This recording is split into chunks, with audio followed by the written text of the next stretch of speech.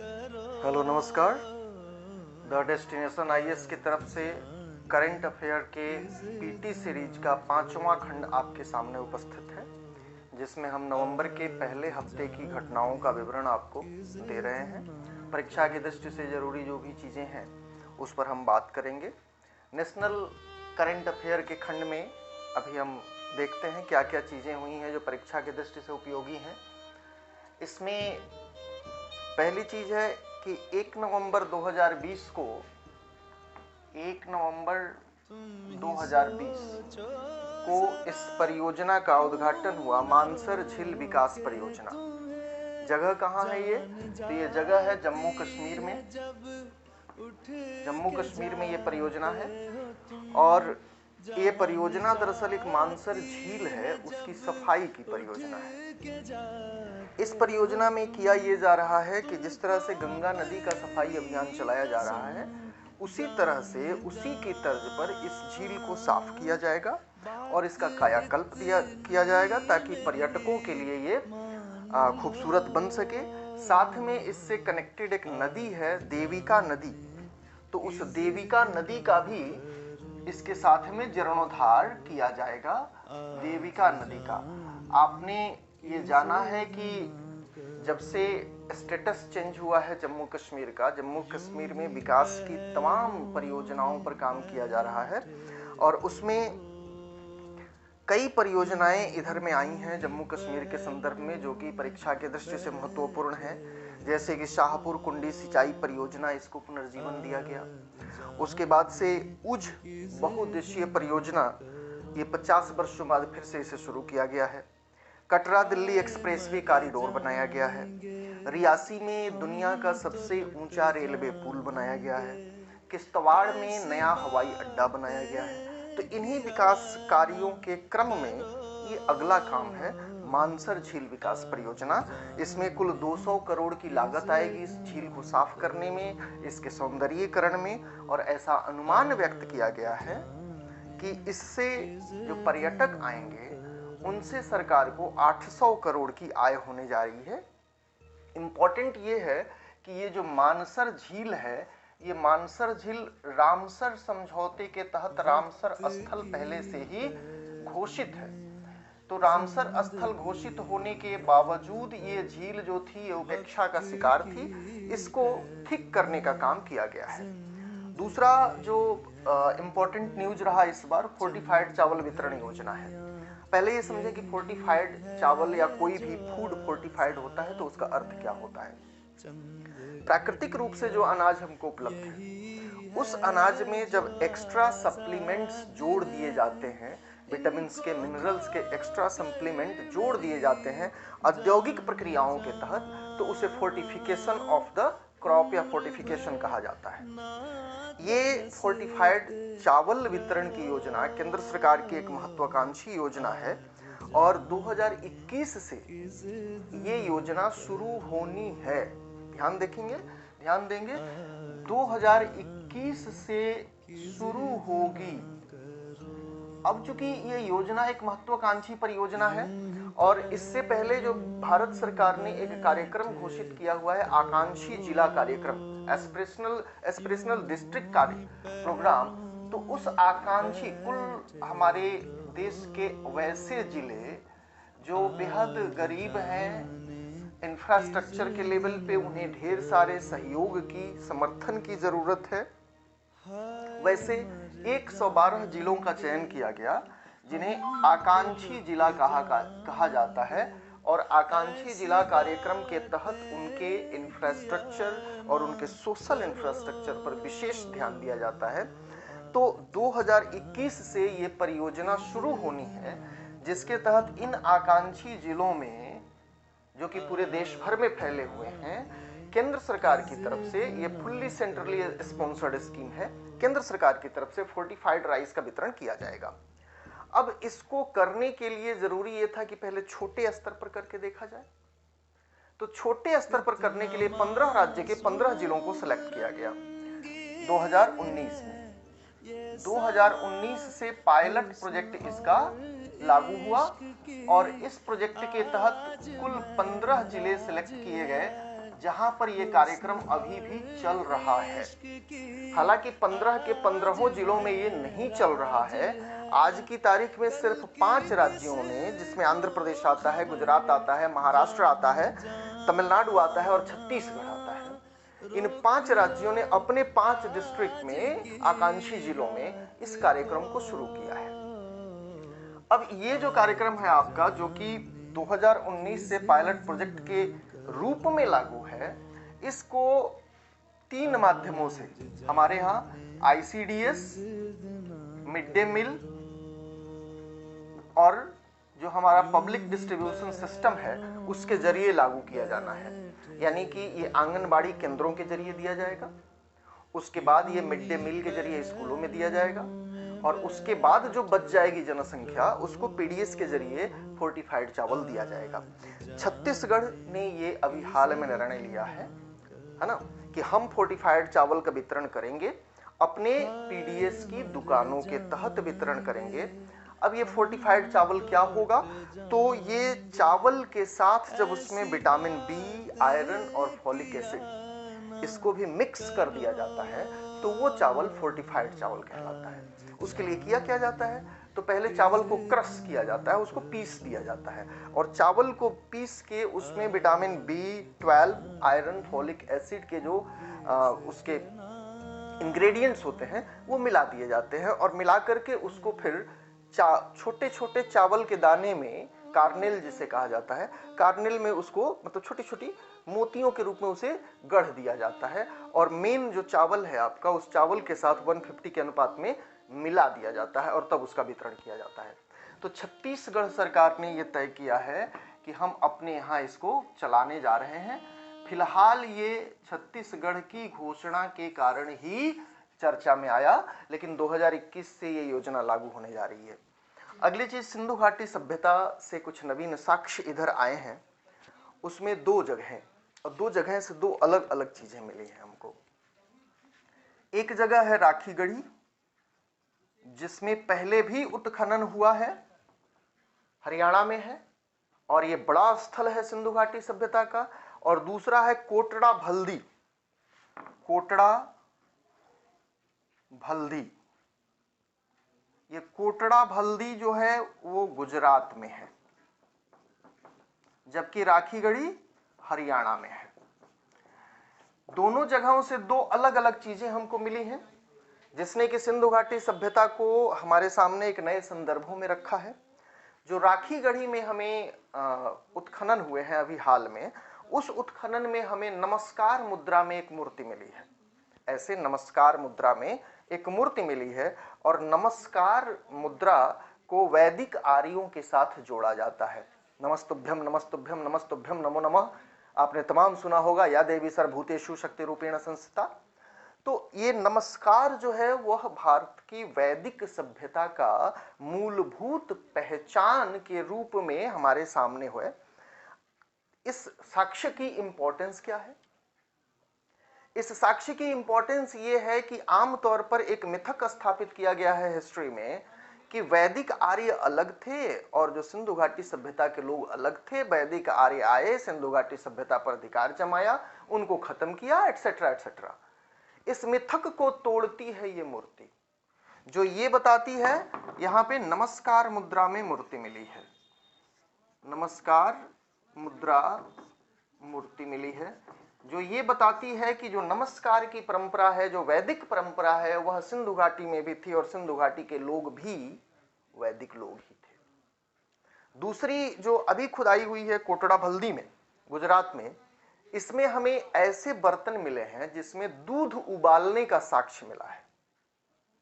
अब ये थोड़ा सा अटपटा लगता है, लेकिन ये सच है। कैसे कि जो मिट्टी के बर्तन होते हैं, वो पोरस होते हैं, उसमें छिद्र हुआ करते हैं, और दूध जब उबाला जाता है तो आपने दूध निकाल लिया, लेकिन छिद्र में दूध रह गया, वो सूख गया समय के साथ, लेकिन उस छिद्र में वो दूध पाया गया है। और C16 और C18 की पद्धति से भारत और कनाडा की संयुक्त परियोजना के जरिए इसको खोजा गया और उबले हुए दूध का साक्ष्य हमको मिला है। उबले हुए दूध का साक्ष्य ये इसलिए इंपॉर्टेंट है कि आमतौर पर सिंधु घाटी सभ्यता में वृषभ की चर्चा होती है, गाय की कोई मूर्ति नहीं पाई गई है, और अब हमें गाय के दूध के या दूध के उबले हुए साक्ष्य मिलते हैं जो ये बताते हैं कि गाय भी उन लोगों के जीवन में शामिल रही होगी और इम्पोर्टेंटली शामिल रही होगी। अगली खबर जो है वो तमिलनाडु में जो इलेक्ट्रिकल व्हीकल्स हैं, तमिलनाडु सरकार ने ये घोषणा की है कि जो इलेक्ट्रिकल व्हीकल्स हैं इस पर ये 100% की छूट देने जा रही है वाहन कर पे, है ना। वाहन कर पर 100% की छूट, यानी कि आप ये अगर इलेक्ट्रिक वाहन खरीदते हैं तो आपको कोई रोड टैक्स नहीं देना होगा। वाहन कर पर 100% की छूट का ऐलान किया है। साथ ही जो जीएसटी लगती है इसके मैन्युफैक्चरिंग यूनिट्स पर, उनको कहा है कि हम आपको 100% जीएसटी प्रतिपूर्ति देंगे, यानी आप जीएसटी हमें जो दे रहे हैं उसको हम फिर से आपको लौटा देंगे। आपको देना पड़ेगा बट वो लौट जाएगा। तो दूसरी बड़ी घोषणा जो है वो 100% जीएसटी प्रतिपूर्ति की घोषणा की गई है कि वाहन खरीदने वाले भी और वाहन बनाने वाले भी, इन दोनों को ही सहयोग दिया जा सके, प्रोत्साहन दिया जा सके जीएसटी प्रतिपूर्ति पर। और उसके बाद से साथ में एक चीज और घोषणा हुई है कि 50% जो है वो पूंजी सब्सिडी भी दी जाएगी। एक्चुअली भारत सरकार ये चाहती है कि भारत के सड़कों से जो डीजल और पेट्रोल के वाहन हैं वो धीरे धीरे कम किए जाएं और उसकी जगह इलेक्ट्रिक वाहन लॉन्च किए जाएं। इसके लिए भारत सरकार ने 2020 में बाकायदा एक मिशन घोषित किया है, राष्ट्रीय इलेक्ट्रिक मोबिलिटी मिशन योजना 2020। इसके साथ भारत सरकार ऑलरेडी इलेक्ट्रिक वाहन को आगे बढ़ाने के लिए, इसको लोकप्रिय बनाने के लिए एक योजना के दूसरे चरण में है जिसका नाम है faster adaptation and manufacturing of hybrid and electric vehicle, जिसे संक्षेप में फेम नाम से जाना जाता है। ये जो फेम का सेकंड स्टेज अभी देश में चल रहा है और ये विशेष करके जो ईवीएम खरीद प्रोत्साहन, ईवी मतलब इलेक्ट्रिक व्हीकल खरीद प्रोत्साहन के लिए जो खरीदने वाले हैं उनको प्रोत्साहित करने की योजना है। तो जिस तरह केंद्र सरकार काम कर रही है उसके अकॉर्डिंग राज्य की सरकारें भी इस पर काफी तेजी से आगे बढ़ रही हैं। अगली चीज वेरी इंपॉर्टेंट, कहीं ना कहीं जरूर ये पूछा जाएगा, केरल की पहली सौर ऊर्जा संचालित ट्रेन। केरल में 2 नवंबर को केरल में एक जगह है जिसका नाम है valley tourist village. Valley tourist village, इस वैली टूरिस्ट विलेज में केरल सरकार ने पहली बार सौर ऊर्जा से संचालित एक पूरी ट्रेन चलाई।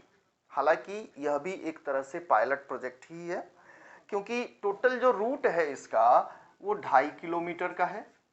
इस ट्रेन में 3 डिब्बे होंगे, तो एक छोटी सी टूरिस्ट ट्रेन है, प्रैक्टिकल के तौर पर अच्छी है। कुल मिला के इस 3 बोगी जो होगी उसमें 45 यात्री बैठ सकेंगे। लागत 10 करोड़ की आई है। तो ये इनिशिएशन है, हालांकि इससे पहले इलेक्ट्रिक और डीजल दोनों को मिला करके भारत में पहली बार 14 जुलाई 2017 को दिल्ली के सफदरजंग से डेमू चलाई गई थी। ये पहली पूर्णतः सौर ऊर्जा से संचालित ट्रेन है जो 2 नवंबर को वैली टूरिस्ट विलेज में चलाई गई। रूट इसका 2.5 किलोमीटर का है, 3 डब्बे हैं, 45 यात्री इसमें बैठ सकेंगे। अगली इंपॉर्टेंट रिपोर्ट आई है, वर्ल्ड WWF की रिपोर्ट है, वाटर रिस्क रिपोर्ट 2020।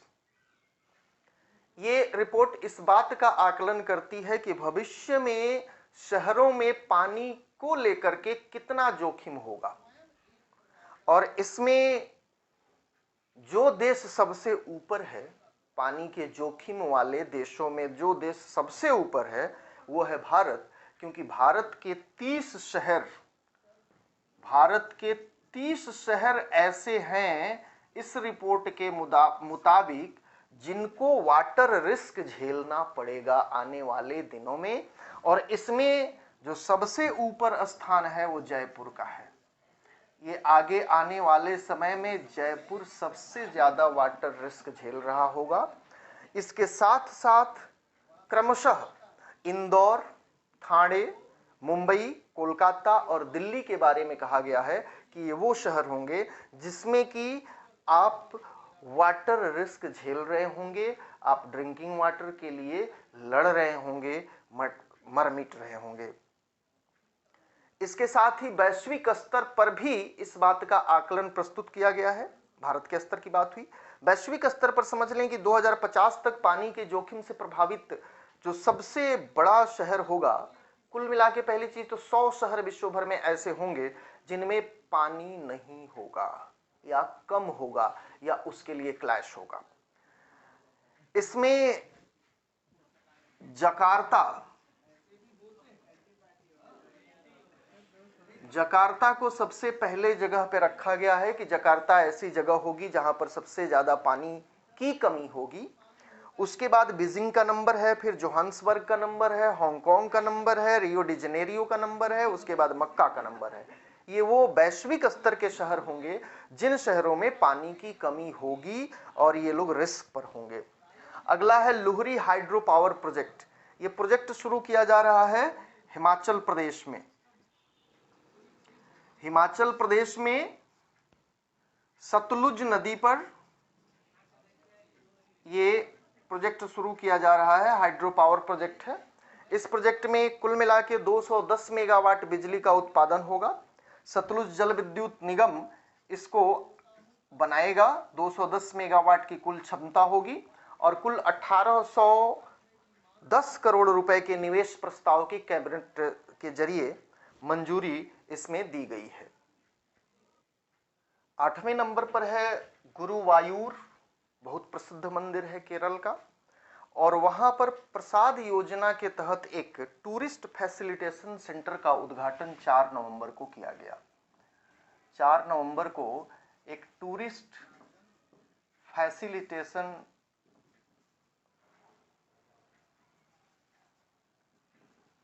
सेंटर का उद्घाटन किया गया। इसमें महत्वपूर्ण है प्रसाद योजना। ये क्या है इसको समझ लें। इस सेंटर का निर्माण इसी योजना के तहत हुआ है। जो हमारे विरासत शहर हैं, धार्मिक शहर हैं, उन धार्मिक शहरों के इंफ्रास्ट्रक्चर डेवलपमेंट के लिए, उनके महत्व के विस्तार के लिए, या फिर उनको पॉपुलर टूरिस्ट प्लेस बनाने के लिए भारत सरकार की 2 योजनाएं चल रही हैं। पहली योजना है प्रसाद योजना और दूसरी है हृदय योजना। प्रसाद योजना और हृदय योजना, ये दोनों ही योजनाएं धार्मिक केंद्र के रूप में विकसित शहरों के लिए हैं। इसमें जो प्रसाद योजना है उसका फुल फॉर्म है pilgrimage rejuvenation and the spiritual augmentation drive या प्रसाद। इसके तहत प्रसाद योजना पर्टिकुलरली, दोनों को समझ लें, दोनों के अंतर को समझ लें। प्रसाद योजना की शुरुआत जो की गई है वो तीर्थ स्थलों में अवसंरचनात्मक विकास के लिए किया गया है कि जो तीर्थ स्थल हैं उनका इंफ्रास्ट्रक्चर डेवलपमेंट किया जाए। तीर्थ स्थल अवसंरचना विकास,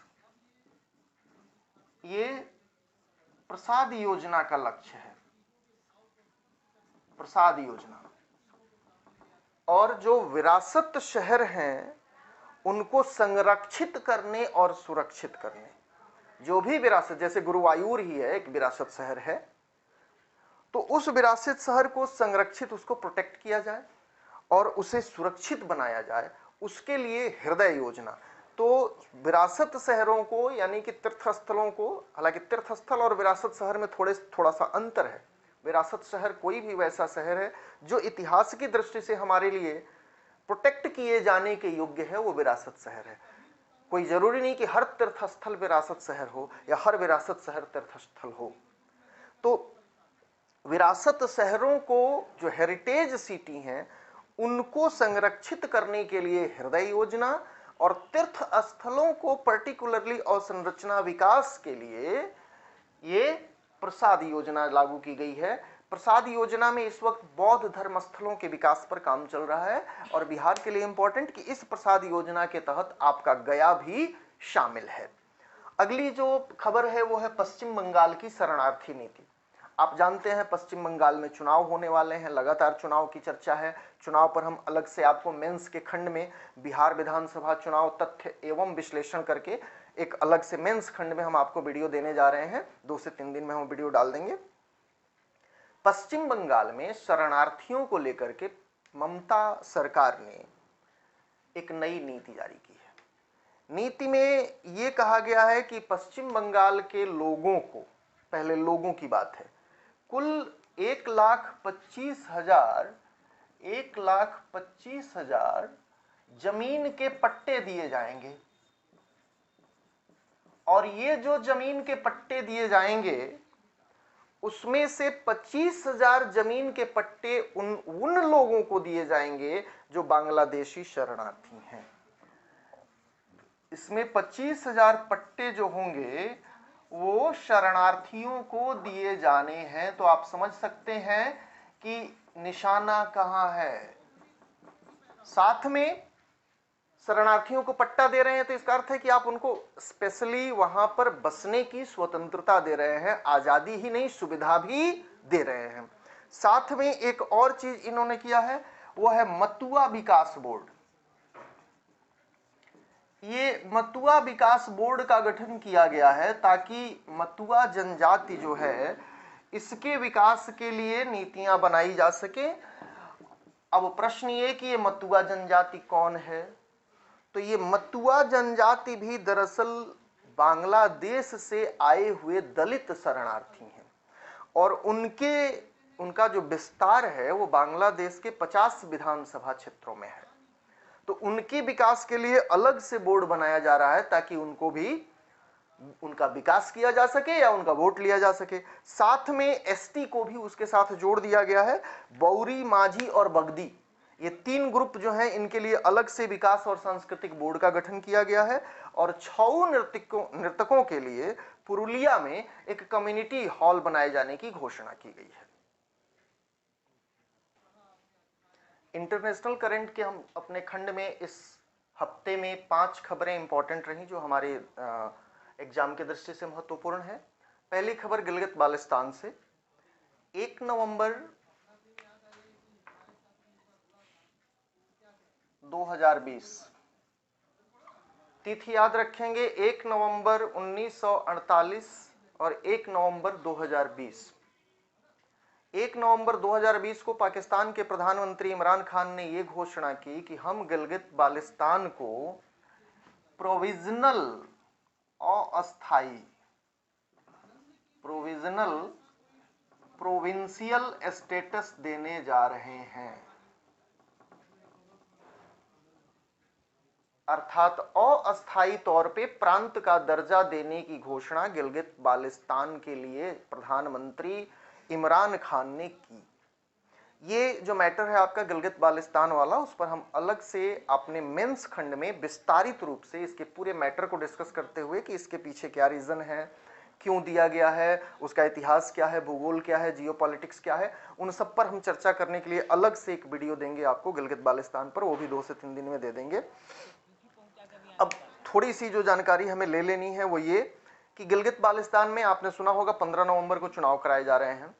चुनाव कराए जाने से पहले चुनावी लाभ लेने के लिए और अन्य कारण भी है जिसकी चर्चा हम अलग से अलग वीडियो में करेंगे। यहाँ पर उतना स्पेस नहीं है हमारे पास चीजों को एलोबरेट करने का। तो ये जो गिलगित बाल्टिस्तान वाला एरिया है वो जो हमारी भूतपूर्व जम्मू कश्मीर रियासत है उसका अंग है। और जब भारत का 26 अक्टूबर 1947 को कश्मीर का भारत के साथ विलय हुआ था तो उस विलय में ये भी क्षेत्र शामिल था। संपूर्ण कश्मीर रियासत शामिल थी जिसमें गिलगित बाल्टिस्तान भी था और आज की तारीख में जो पाक ऑक्युपाइड कश्मीर है वह भी था। अब पाकिस्तान के आक्रमण के बाद से 4 नवंबर 1947 के बाद ये जो गिलगित बाल्टिस्तान का एरिया है वो तब से पाकिस्तान के अवैध कब्जे में है। इंपॉर्टेंट ये कि वो एरिया है जहां से चाइना और पाकिस्तान का जो अपना बहुत महत्वाकांक्षी योजना है सीपैक, वो सीपैक गुजरता है। अगली इंपॉर्टेंट चीज ये है कि ये वो जगह है जहां पर पाकिस्तान की, अफगानिस्तान की, चीन की और भारत की चारों की सीमाएं मिलती हैं। फिलहाल इतना ही। इससे आगे हम इसका अलग से डिस्कशन आपको देंगे मेंस सीरीज के खंड में। ये ध्यान रखना है कि 1 नवंबर 2020 को इसे प्रोविजनल प्रोविंशियल स्टेटस देने की घोषणा पाकिस्तान द्वारा की गई है और भारत द्वारा इसके खिलाफ कठोर विरोध दर्ज कराया गया है। अगली चीज है अंतर संसदीय संघ। ये वैश्विक स्तर का एक संगठन है, inter parliamentary union. Inter parliamentary union, इस यूनियन को काफी पहले गठित किया गया था और गठन का उद्देश्य यह था कि जिन देशों में लोकतांत्रिक शासन है, 1879 में गठन हुआ था इसका, उस लोकतांत्रिक शासन को आगे बढ़ाना, उसे सहयोग देना। और लोकतंत्र चूंकि जवाबदेही का शासन है, तो शासन में अकाउंटेबिलिटी को बढ़ाने के लिए वैश्विक स्तर पर एक मंच तैयार करने के लिए आईपीयू का गठन किया गया था। फिलहाल ये चर्चा में इसलिए है कि पुर्तगाल के दुआर्तो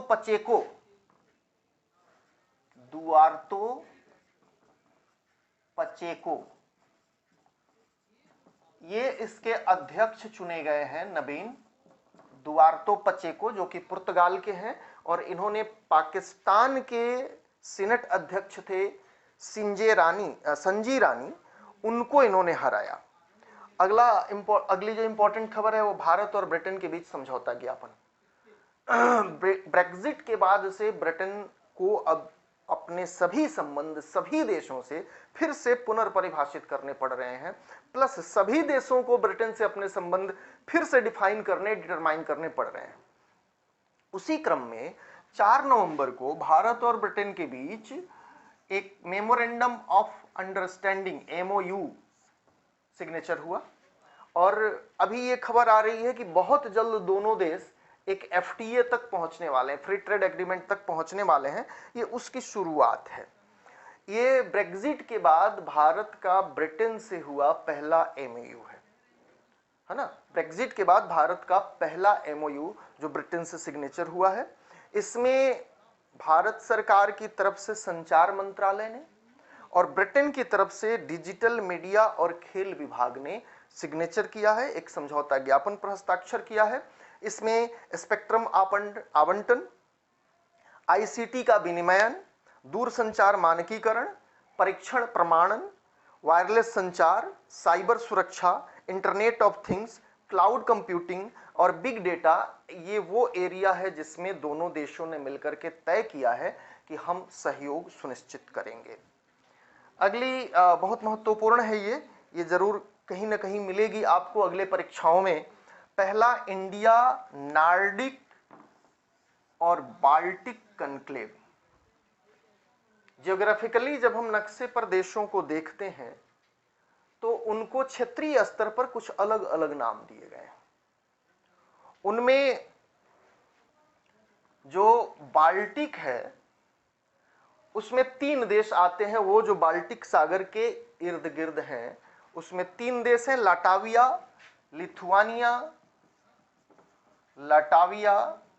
लिथुआनिया और एस्टोनिया। जबकि नार्डिक देश,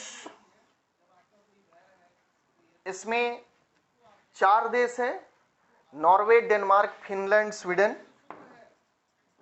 नॉर्वे, डेनमार्क, फिनलैंड,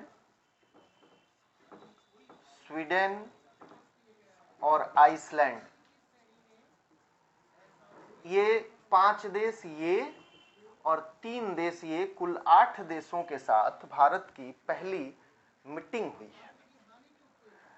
इसमें से आप जानते हैं कि नॉर्वे, डेनमार्क, फिनलैंड, स्वीडन ये दुनिया के सबसे समृद्ध देशों में से एक है और इन समृद्ध देशों में जो भी ह्यूमन डेवलपमेंट के इंडेक्सेस आते हैं सब में इन्हीं का वो रहता है। दूसरा कि लाटविया, लिथुआनिया, एस्टोनिया ये बाल्टिक सागर के इर्द गिर्द पाए जाने वाले वो देश हैं जो एशिया और यूरोप के बीच के कड़ी के रूप में काम करते हैं। और इसीलिए बाल्टिक क्षेत्र जो है वो साम्राज्य विस्तार के समय, जब साम्राज्यवादी युग था, उस युग में ये जो एरिया है वो बोन ऑफ कंटेंशन था। आज भी ये इंपॉर्टेंट है। इसमें जो लटाविया है ये अंबर वे से जुड़ा हुआ है। अंबर वे वो रास्ता है जिससे होकर के पूर्वी यूरोप को एशिया से कनेक्ट किया जाता है, तो उन दोनों के बीच की कड़ी है। लिथुआनिया जो है ये लेजर टेक्नोलॉजी में बहुत आगे है, उससे हम लेजर टेक्नोलॉजी में काफी कुछ सीख सकते हैं। एस्टोनिया जो है वहां पर NATO cooperative cyber defence centre of excellence है, तो साइबर डिफेंस के क्षेत्र में हम ढेर सारी चीजें इससे ले सकते हैं।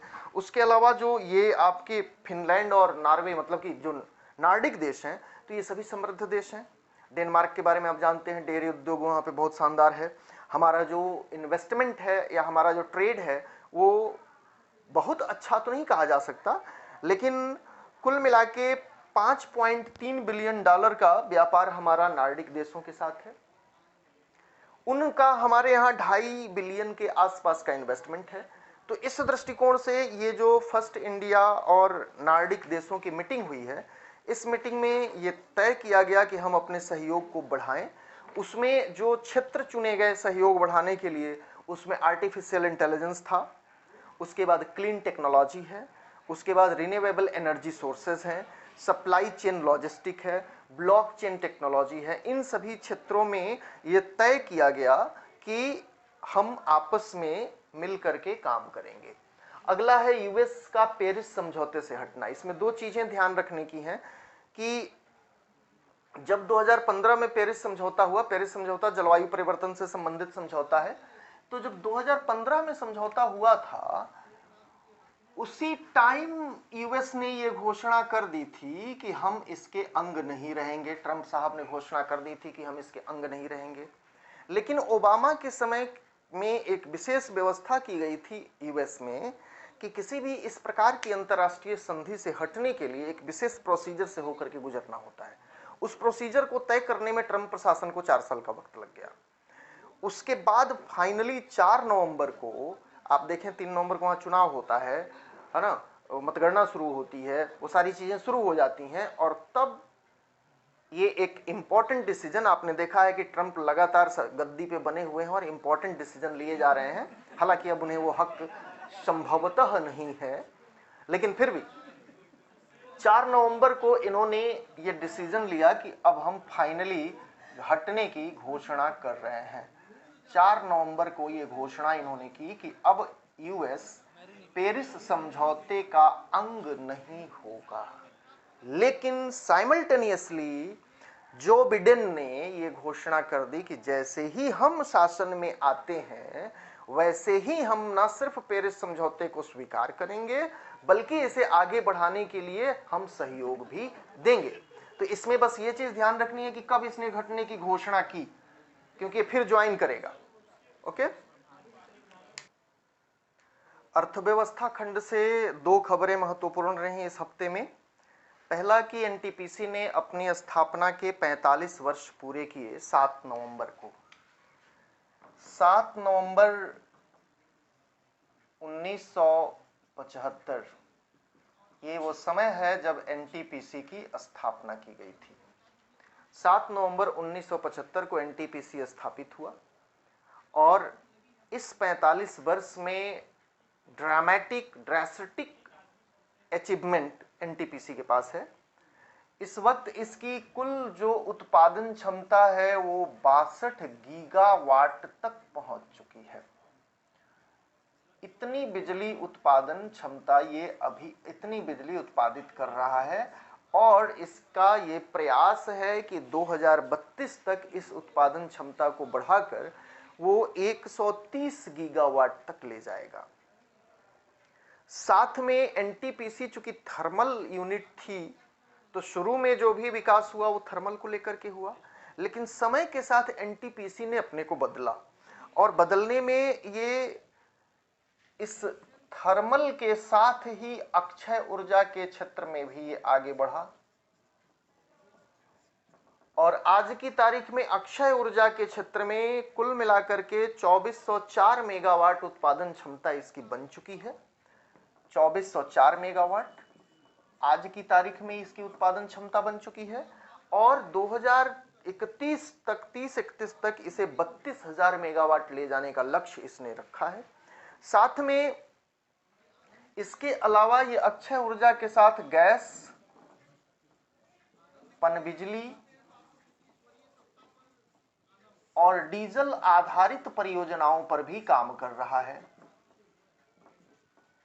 डीजल आधारित परियोजना, तो समय के साथ एनटीपीसी ने अपनी न सिर्फ क्षमता का विस्तार किया है बल्कि क्षमता विस्तार के साथ साथ अपना डाइवर्सिफिकेशन टेक्नोलॉजिकल लेवल पर भी किया है।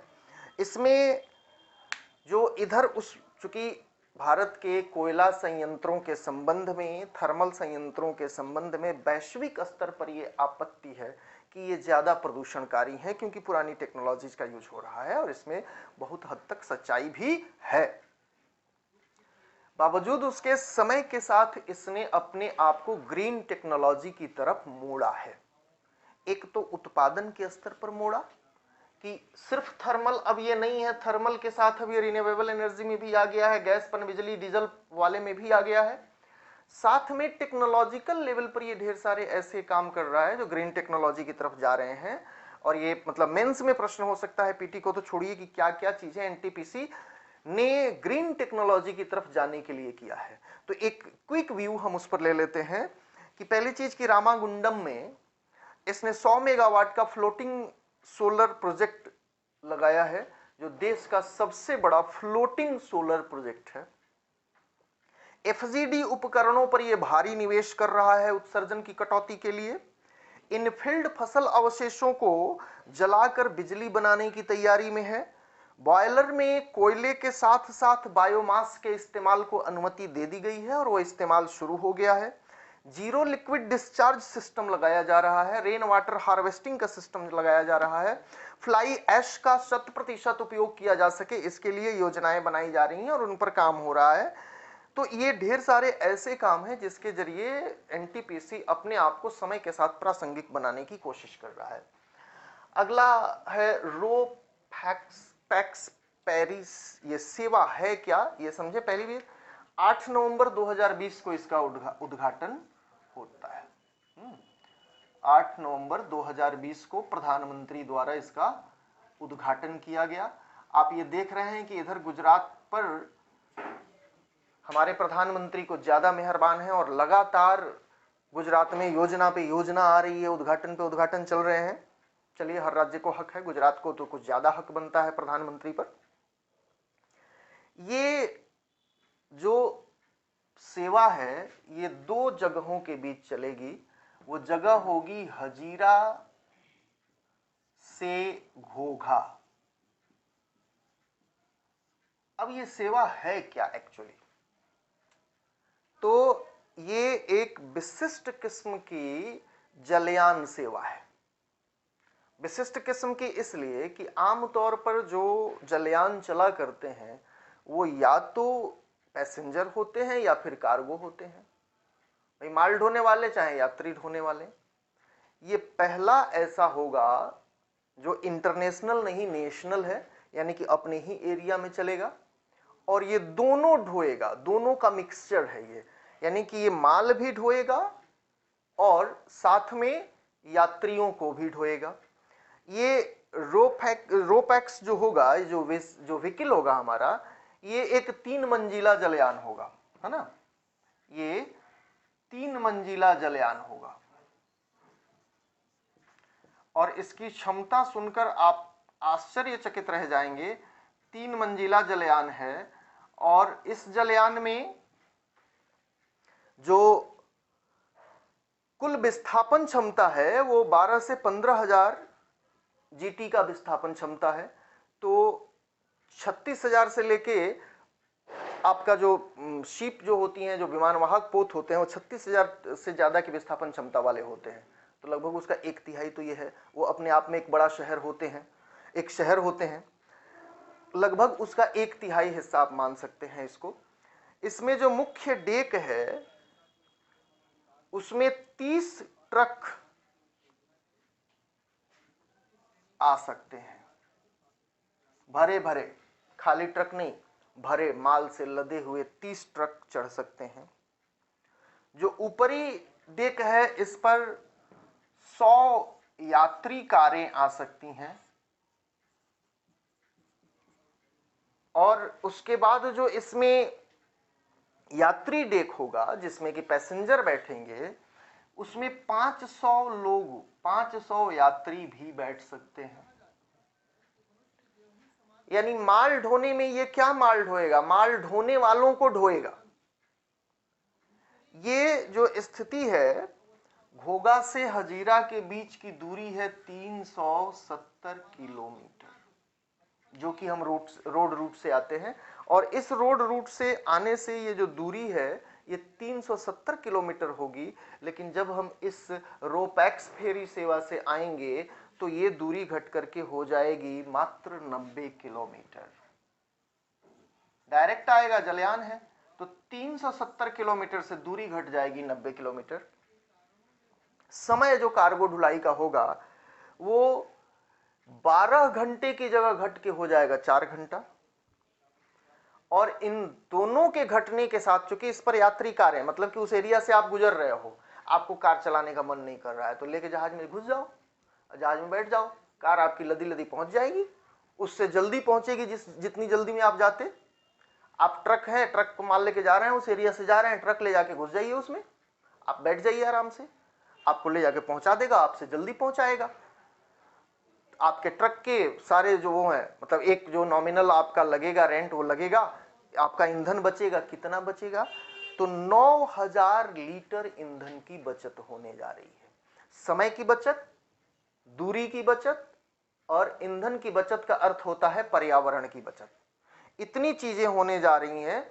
ये जो रोपैक्स फेरी सेवा है ये दिन भर में 3 राउंड ट्रिप मारेगी, और इस 3 राउंड ट्रिप को 365 से आप वो कर दें, मल्टीप्लाई कर दें, तो प्रतिवर्ष ये 5 लाख यात्री, 80,000 यात्री वाहन, 50,000 दुपहिया वाहन और 30,000 ट्रकों की ढुलाई करेगा। साइंस और टेक से संबंधित महत्वपूर्ण खबरें जो इस महीने में रही, उसमें पहली महत्वपूर्ण खबर है रूम टेम्परेचर पर सुपर कंडक्टर का विकास। ये अपने आप में अब तक जो वैज्ञानिकों की सुपर कंडक्टर डेवलपमेंट से रिलेटेड परिश्रम था उसका एक सुखद फल है, क्योंकि सुपर कंडक्टर वो चीज होती है जिसमें प्रतिरोध शून्य हो। वह कोई भी धातु जिसमें कि प्रतिरोध शून्य हो उसे हम सुपर कंडक्टर कहते हैं। दिक्कत ये थी कि सामान्य तापमान पर, जिसे हम रूम टेम्परेचर कहते हैं, हम सुपर कंडक्टर अभी तक नहीं बना पाए थे। अभी तक जो सुपर कंडक्टर हमारे विकसित हैं वो जब हम तापमान को नीचे लेके जाते हैं और काफी नीचे लेकर जाते हैं तब वो अपना क्रिटिकल टेम्परेचर पाता है, तब वो जाके सुपर कंडक्टर के रूप में डेवलप होता है। और तापमान को कम करने में इकोनॉमिक इन्वेस्टमेंट बहुत ज्यादा होता है, और इसीलिए सुपर कंडक्टर मेजर लेवल पर बहुत ज्यादा यूज में नहीं आ सका। कुछ मशीनों में, कुछ चिकित्सकीय मशीनों में इसका यूज जरूर हो रहा है, लेकिन हम ऐसा कोई सुपर कंडक्टर आज तक डेवलप नहीं कर पाए जिससे कि हम बिजली दौड़ा सकें। मेजर लेवल पे यही होगा। अब उस संबंध में हमें एक सफलता मिली है। वैज्ञानिकों ने क्या किया कि 3 चीजें ली, कार्बन, हाइड्रोजन और सल्फर। कार्बन, हाइड्रोजन और सल्फर, और इनका बना दिया मिश्रण, और मिश्रण बना करके इसे हीरे के 2 नोकों के बीच सेट किया। और इस मिश्रण को जब रूम टेम्परेचर 15 डिग्री पर ले आया गया तो ये देखा गया, ध्यान दें कि ये मिश्रण है और इस मिश्रण को हीरे के 2 नोक के बीच में, सूक्ष्म नोक के बीच में ले आया गया, और 15 डिग्री सेंटीग्रेड पर वैज्ञानिकों ने ये पाया कि ये सुपर कंडक्टर बन गया है, इसका रेसिस्टेंस 0 हो गया है। अब इसे कंफर्म करना था कि ये सुपर कंडक्टर बना है कि नहीं बना है। तो उसमें दो चीजें होती हैं। सुपर कंडक्टर कोई धातु जब बनती है या कोई अर्ध धातु जो बनती है तो उसमें दो गुण होते हैं। एक गुण होता है जिसे हम कहते हैं डायामैग्नेटिज्म। एक गुण हम जिसे कहते हैं डायामैग्नेटिज्म। ये क्या होता है? तो आमतौर पर आपने देखा होगा कि कोई भी चुंबक है तो वस्तुओं को अपनी तरफ खींचता है। जब कोई धातु सुपर कंडक्टर बन जाती है तो उसमें उल्टा बिहेव करने लगती है। उल्टा बिहेव का अर्थ क्या कि जो असमान चुंबकीय क्षेत्र वाली दो चीजें हों, यानी दो मैग्नेटिक फोर्स लग रहे हों अलग अलग, और दोनों फोर्स अलग अलग हों, और उसके बीच में ले जाकर के अगर हम इसको रखते हैं, सुपर कंडक्टर को रखते हैं, तो कायदे से होना क्या चाहिए था कि जो प्रबल चुंबकीय क्षेत्र है उसकी तरफ इसको भागना चाहिए था, लेकिन इसको उल्टा बिहेव करता है। ये दुर्बल चुंबकीय क्षेत्र की तरफ भागता है, और अगर ऐसा गुण इसमें है तो ये सुपर कंडक्टर है। दूसरी चीज, इसका एक और गुण होता है जिसे मेसनर इफेक्ट के रूप में जाना जाता है। मेसनर इफेक्ट, मेसनर इफेक्ट ये क्या होता है? तो ये होता है ये कि जब ये सुपर कंडक्टर हमने बनाया तो ये सुपर कंडक्टर अपने फॉर्मेट में जब आता है तो अपने संक्रमण तापमान पर ये अपने भीतर से जो चुंबकीय क्षेत्र होता है उसको निष्क्रमित कर देता है, उसको हटा देता है। अब इन दो पैरामीटर पर मापा गया इसको, ये जो नई चीज बनाई गई है ना, तो 15 डिग्री के सेंटीग्रेड पर उसमें डायामैग्नेटिज्म भी था और मेसनर इफेक्ट भी था, यानी कि कंफर्म था कि जो चीज बनी है वो सुपर कंडक्टर ही है। दिक्कत क्या है?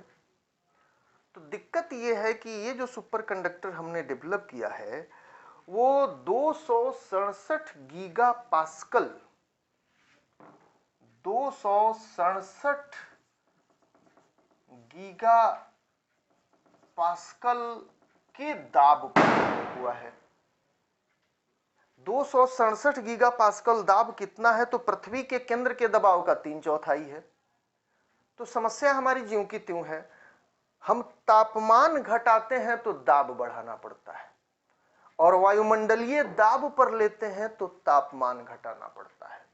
यानी कि हम ये नहीं कह सकते कि हमने समस्या का हल ढूंढ लिया है, क्योंकि इससे पहले के सुपर कंडक्टर में हम तापमान घटाते थे और एटमॉस्फेरिक प्रेशर को ज्यों का त्यों रखते थे। इसमें हमने क्या किया है कि तापमान तो रखा, जो हमने वो रूम टेम्परेचर रखा, बट हमें उसमें दाब को बढ़ाना पड़ा। तो इस तरह से अच्छी खबर यह है कि रूम टेम्परेचर पर डेवलप हो गया है, लेकिन अभी इस पर अभी शोध हमें करना होगा। दरअसल हमें कोई ऐसा सुपर कंडक्टर चाहिए जो एटमॉस्फेरिक प्रेशर पर और रूम टेम्परेचर पर रेसिस्टेंस 0 कर ले, और अभी वहां तक हम नहीं पहुंचे हैं।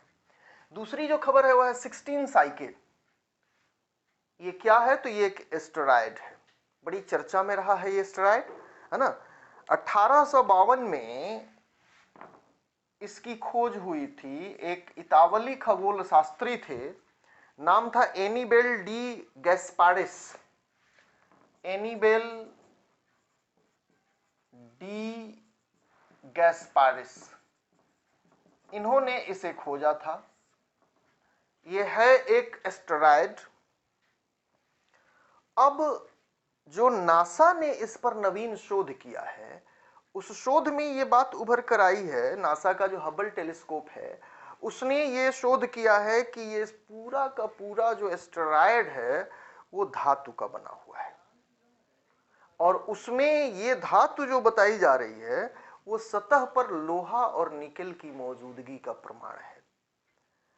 और अगर ये सच है तो वैज्ञानिक इस आशा में है, इस सपने में है कि यदि इस क्षुद्र ग्रह को किसी तरह हम धरती पर उतार लाए तो धरती के खदानों की जरूरत ही खत्म हो जाएगी।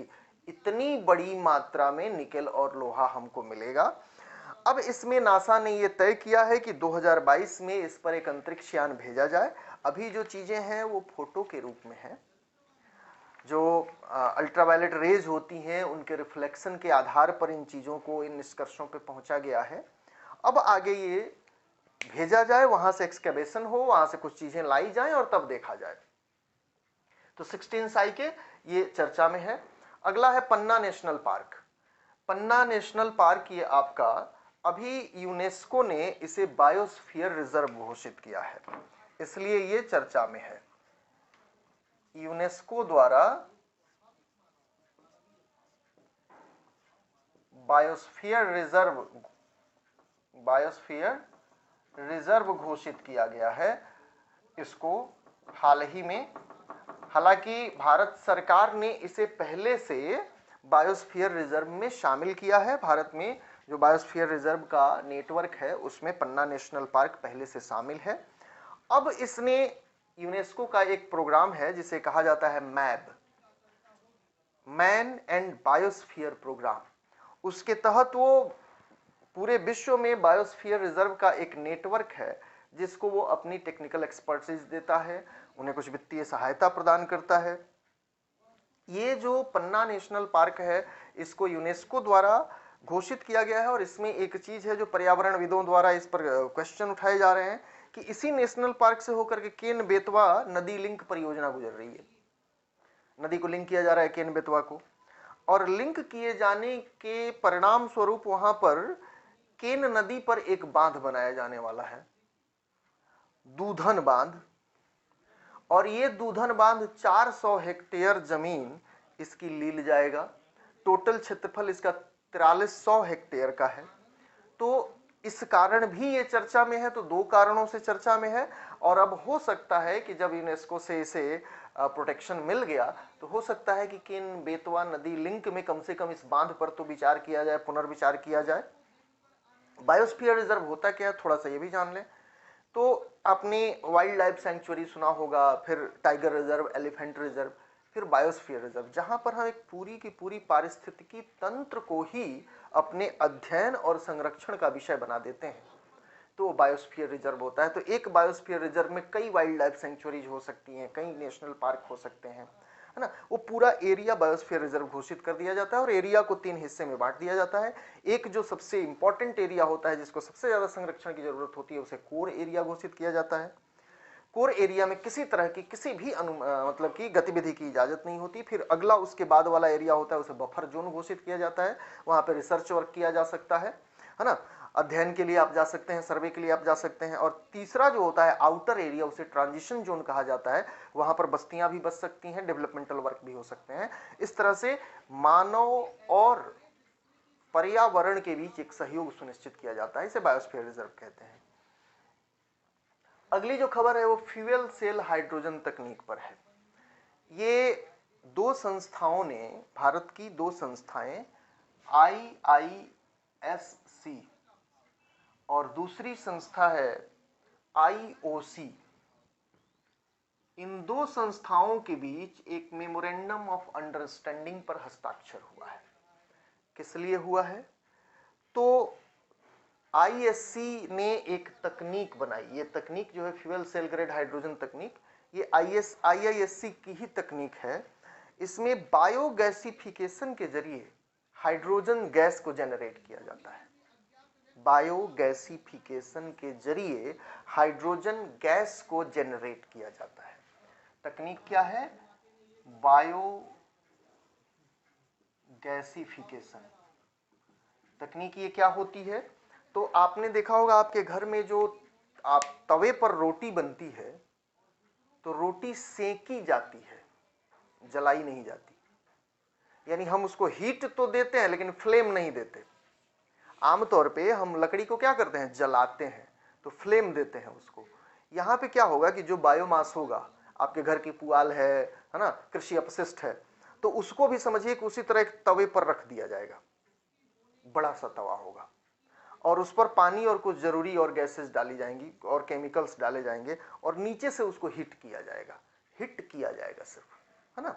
और ये हिट करके और उससे जो गैस निकलेगी वो बायोगैसिफिकेशन की तकनीक है। बिहार में भी इस पर कई बायोगैसिफायर लग चुके हैं, है ना। तो उस बायोगैसिफिकेशन की तकनीक के जरिए कोशिश ये करनी है कि हम उससे हाइड्रोजन बना लें, क्योंकि शुद्ध ईंधन है ये, है ना, जो भी जलता है वो क्या है, हाइड्रोजन है। तो इसके जरिए हमारी कोशिश ये है कि हम हाइड्रोजन बना लें। कोशिश क्या है, मतलब ये तकनीक बन गई है और इस तकनीक को अब इम्प्लीमेंट करना है। तो इसमें बायोमास गैसिफिकेशन, यानी कि इस तकनीक के जरिए हम जलाते नहीं, तपाते हैं बायोमास को और तपा करके उसे गैसों में परिवर्तित करते हैं। अब इसके लिए आईओसी ने, इंडियन ऑयल कॉरपोरेशन ने तकनीक के लिए समझौता किया आईआईएससी से, और इस तकनीक के जरिए ये तय हुआ कि जो हाइड्रोजन बनेगा उसका आईओसी अपने फ्यूल सेल बसों में यूज करेगा। तो ये एक नए किस्म का ईंधन हमारे सामने आएगा, है ना, जो कि अक्षय ऊर्जा स्रोत से संबंधित होगा। अगली जो खबर है वो पिनाक रॉकेट से लेकर के है। 5 नवंबर को, पहले तो इसमें डेट ही महत्वपूर्ण होती है ना, 5 नवंबर को इसका परीक्षण हुआ चांदीपुर उड़ीसा से। चांदीपुर उड़ीसा, बनाने वाली संस्था डीआरडीओ है क्या ये, तो ये मल्टी बैरल रॉकेट लॉन्चर है। ये अपने आप में रॉकेट नहीं है, ध्यान देंगे, रॉकेट लॉन्चर है। तो आपने देखा होगा कि एक ऐसा है जिसमें से लगातार फेंक रहा है, 6-7 ठो बना हुआ है, मुंह बैरल बना हुआ है और उसे लगातार फेंक रहा है, लगातार टीवी पर दिखाता है, वही है। इसमें क्या है कि इसको multi barrel rocket launcher system है ये हमारा।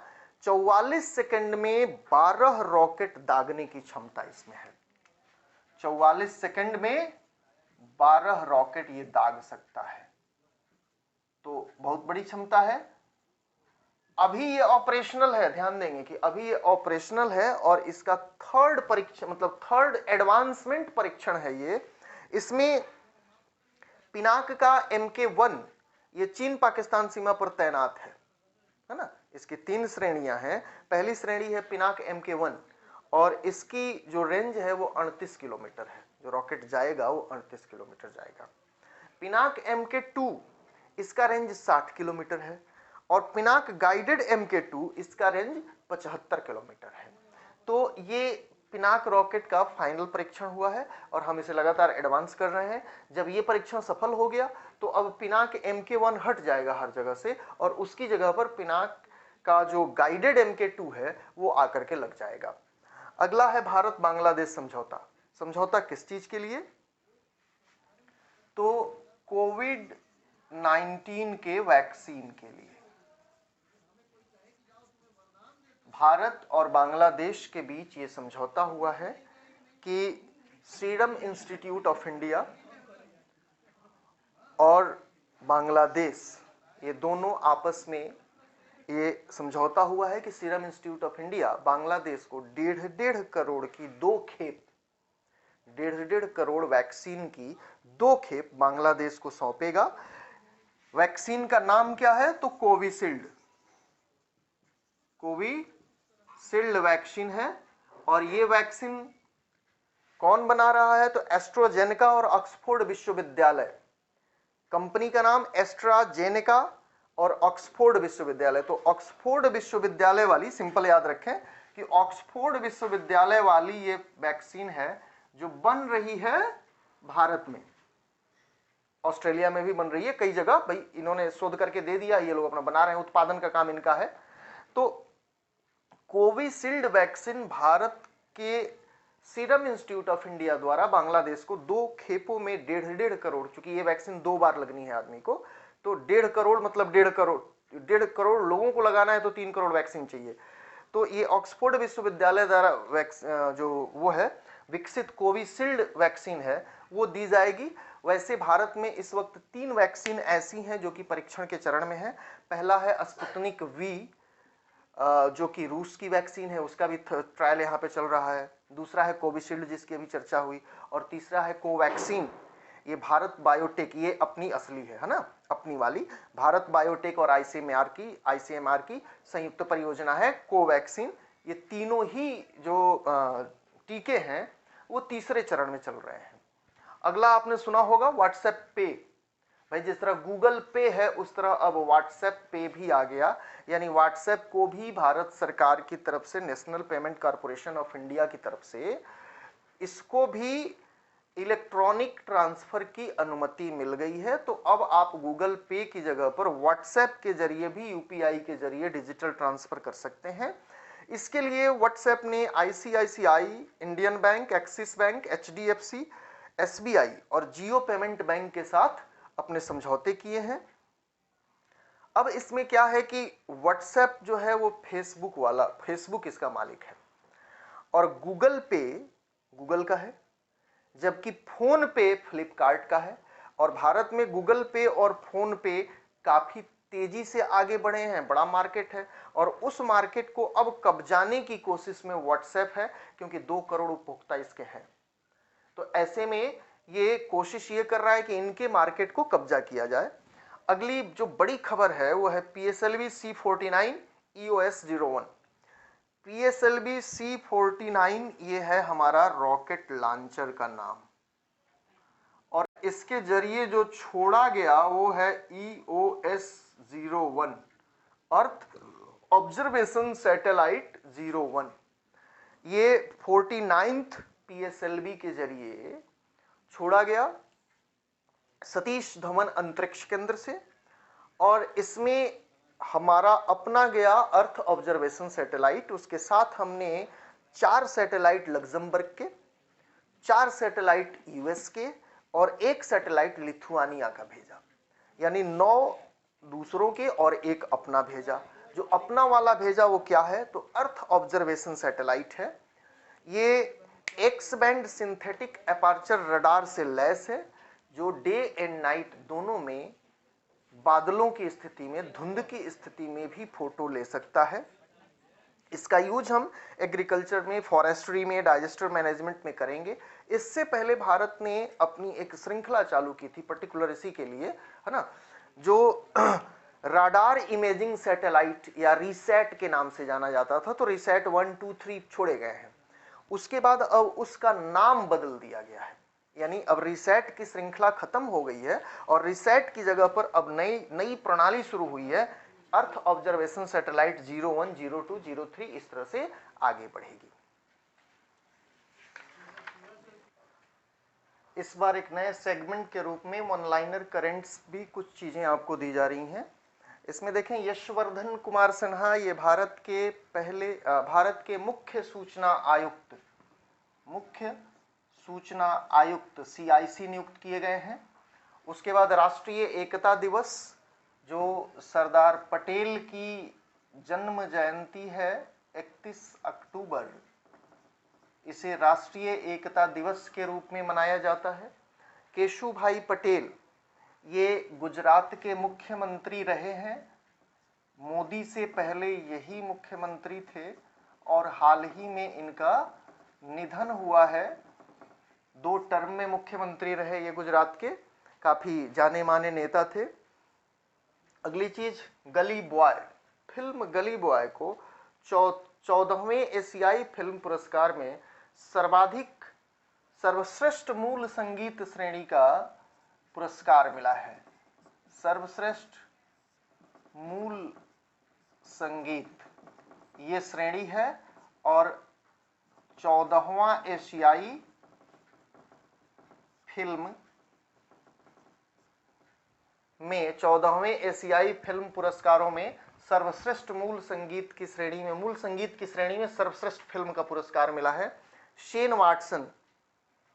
ये चर्चा में इसलिए क्योंकि इन्होंने संन्यास की, सभी फॉर्मेट से संन्यास की घोषणा कर दी है। ये ऑस्ट्रेलियाई क्रिकेटर हैं, साथ ही भारत के CSK से जुड़े हुए ओपनर हैं, और इन्होंने सभी फॉर्मेट से संन्यास की घोषणा कर दी है। अगले हैं TN कृष्णन, ये हमारे यहाँ वायलिन वादक थे और पद्म पुरस्कार से सम्मानित थे, है ना।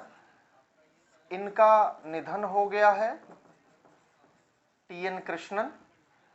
मिशन सागर 2 कोरोना से बचाव के लिए सहायता पहुंचाने के लिए भारत सरकार ने मिशन सागर 1 संचालित किया था। अब उसका अगला खंड मिशन सागर 2 में मित्र देशों को सहायता दी जा रही है और उसके जरिए आईएनएस एरावत ये सूडान पहुंचा है इसी प्रक्रिया में, और सूडान के साथ दक्षिणी सूडान, जिबूती को, इरिट्रिया को हम सहायता देकर के कोविड के थ्रू मतलब कोविड के संदर्भ में जा रहे हैं। अगला है टाइफून रोली या गोनी, दोनों नाम इसके थे। आया 1 नवंबर को, और कहां आया तो फिलीपींस में आया 1 नवंबर को। दूसरा है टाइफून मोलावे, ये 23 अक्टूबर को आया और ये वियतनाम में आया। इनसे प्रश्न आते हैं। मेरी सहेली ये रेलवे में महिला यात्रियों की सुरक्षा के लिए जीआरपी और आरपीएफ की संयुक्त पहल है ना।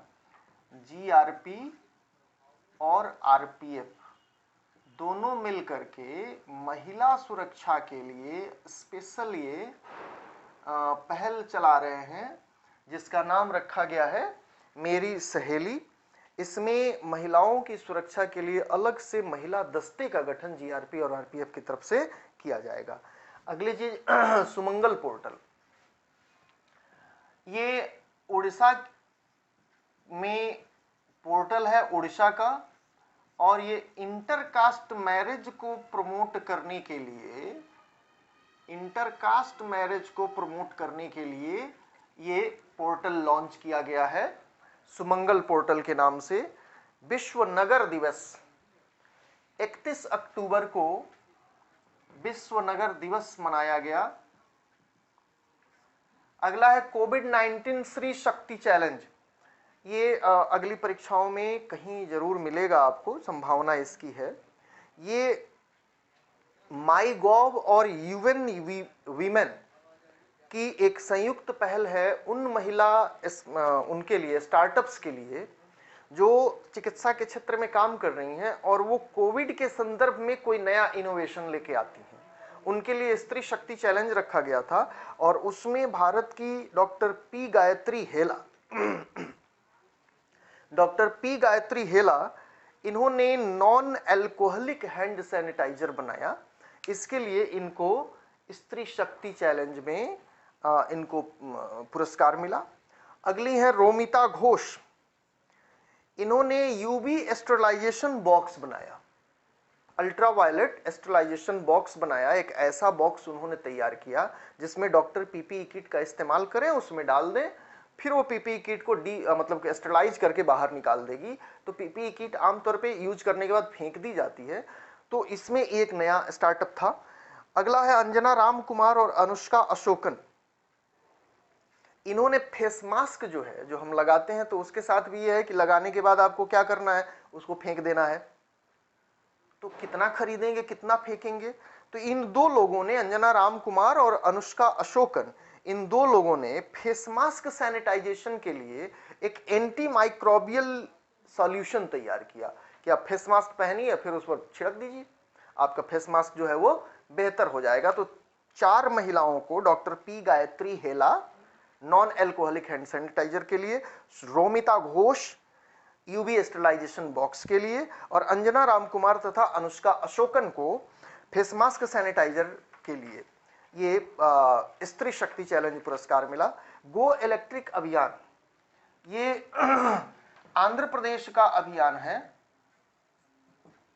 और इसके जरिए आंध्र प्रदेश ने ये किया है कि 400 इलेक्ट्रिक चार्जिंग स्टेशन स्थापित करने का उसने संकल्प किया है। चूंकि हम इलेक्ट्रिक वाहन की तरफ बढ़ रहे हैं, तो इलेक्ट्रिक वाहन की तरफ बढ़ने में नियम यह है कि शहर में प्रत्येक 3 किलोमीटर पर, और रोडवेज पर आप चल रहे हैं, हाईवेज पर चल रहे हैं, तो प्रत्येक 25 किलोमीटर पर एक चार्जिंग स्टेशन होना चाहिए।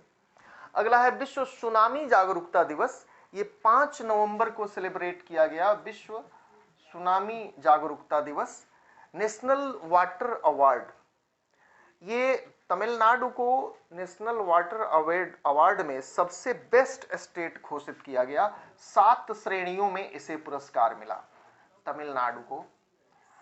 अगला है शशि शेखर वेम्पति समिति। अभी आपने टीआरपी पर घपला सुने था, तो टीआरपी पर घपले से ये बात पता चली कि टीआरपी की हमारा जो सिस्टम है टेलीविजन रेटिंग का, उसमें गड़बड़ है। उसको फिर से रिव्यू करने के लिए, टीआरपी रेटिंग को रिव्यू करने के लिए समिति का गठन किया गया है, जिसका नाम है शशि शेखर वेम्पति समिति। टीआरपी रिव्यू के लिए ये समिति का गठन किया गया है। राष्ट्रीय कैंसर जागरूकता दिवस ये 7 नवंबर को सेलिब्रेट किया जाता है, 7 नवंबर को। तो ये आपका इस हफ्ते का टोटल पीटी से रिलेटेड करंट अफेयर हुआ। अगले हफ्ते हम लोग पुनः मिलेंगे। धन्यवाद।